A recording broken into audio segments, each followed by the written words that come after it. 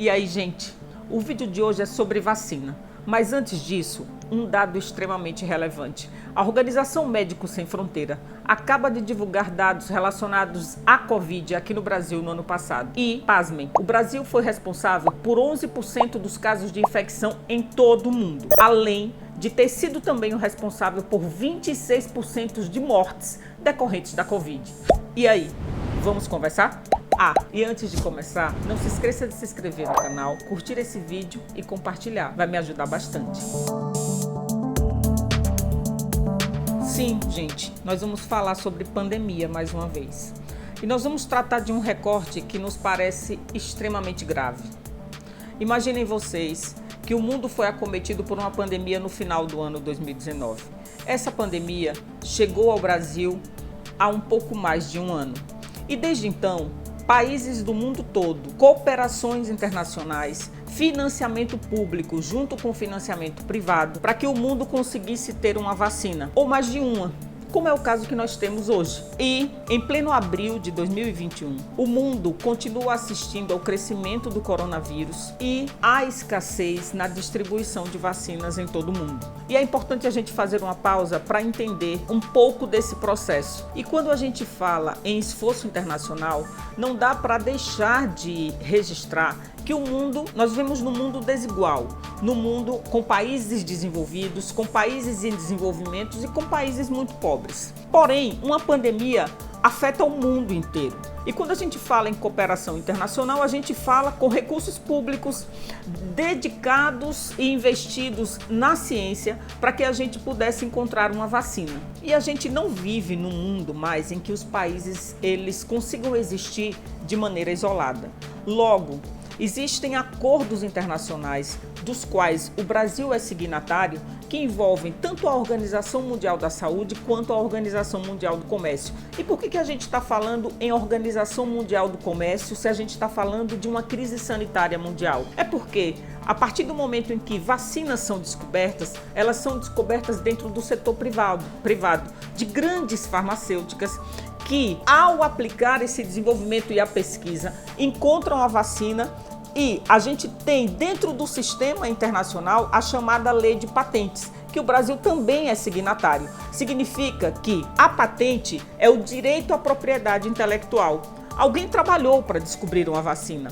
E a partir do momento em que se descobre e patenteia-se aquilo, ele passa a ser proprietário do conhecimento que produziu aquela vacina. O que está posto hoje no mundo? Hoje existe um debate capitaneado pela África do Sul e pela Índia relacionado à quebra de patentes da vacina da Covid-19. E esse pleito me parece extremamente razoável. Afinal, se a gente está vivendo uma pandemia, uma crise sanitária que toma o mundo, toma conta do mundo, que nos aflige, que mudou a realidade das nossas vidas, nada mais interessante que num momento como esse, a chamada propriedade intelectual, que é o direito a vender a vacina, seja quebrada em nome do bem-estar e da saúde das pessoas do mundo, sobretudo daqueles países em desenvolvimento. Eis aí uma interrogação para você pensar.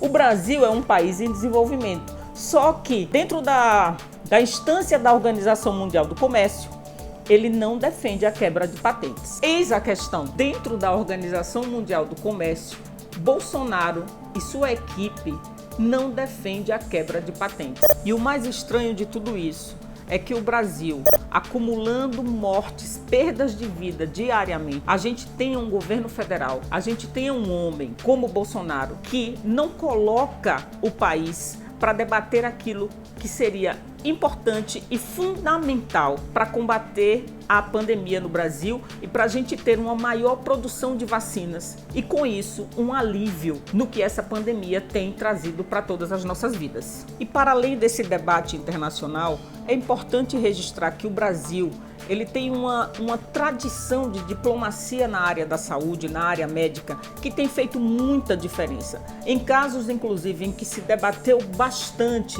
com relação aos medicamentos para a AIDS ou para a hepatite, o Brasil sempre esteve na linha de frente desses debates. E mais, o Brasil tem uma lei nacional.